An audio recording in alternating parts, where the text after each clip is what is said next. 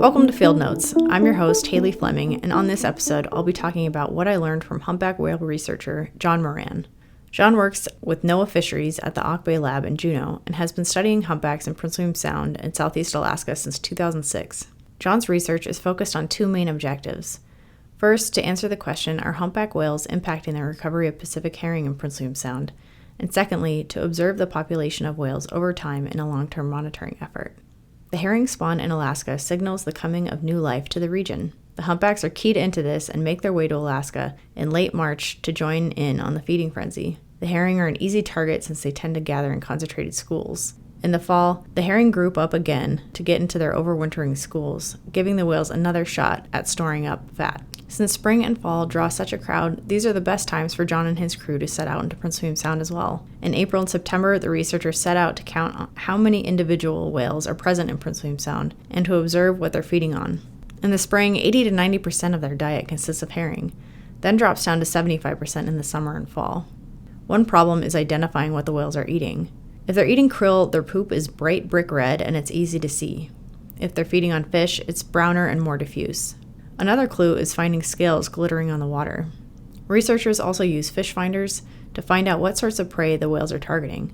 They'll sample the prey by using jigs, cast nets, or trawls to catch what the sonar is seeing.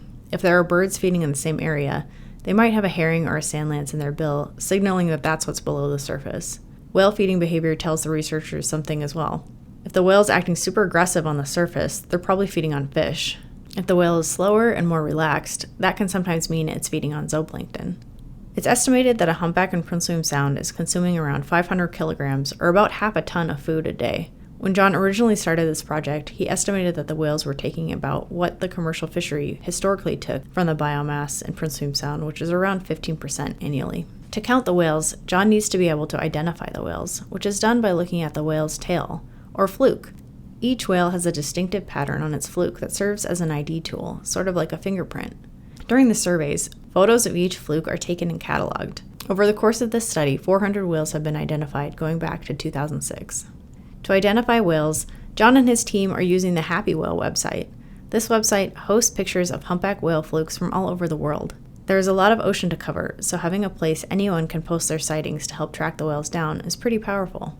Before the marine heatwave that existed between 2013 and 2016, it was estimated that around 300 whales were using Prince William Sound throughout the year. Now that number is down to 50 to 75.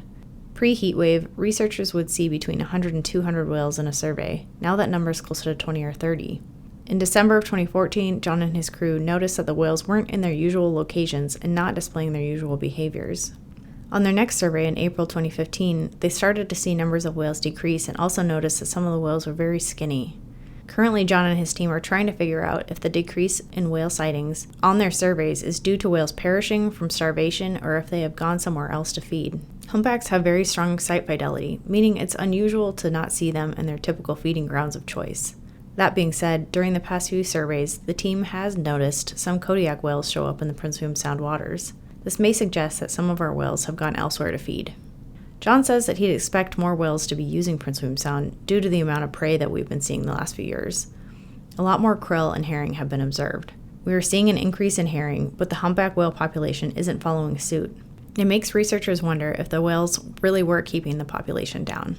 Other herring predators like cod and seabirds took a hit during the blob years as well. This time of predator relief might give the herring a chance to bounce back. Probably the most exciting find John has experienced in his work is how the whales' behaviors changed and adapted post-heatwave.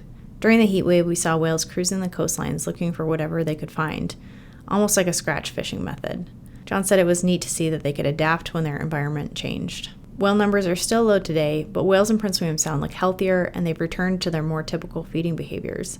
John and his team continue to monitor the population to understand the factors affecting the whales and the whales' role in limiting the herring population. The next time you notice a humpback, see if the feeding habits I've told you about can help you clue in on what they're eating.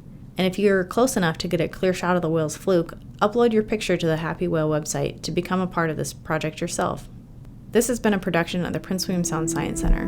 To learn more, visit us on the web at PWSSC.org.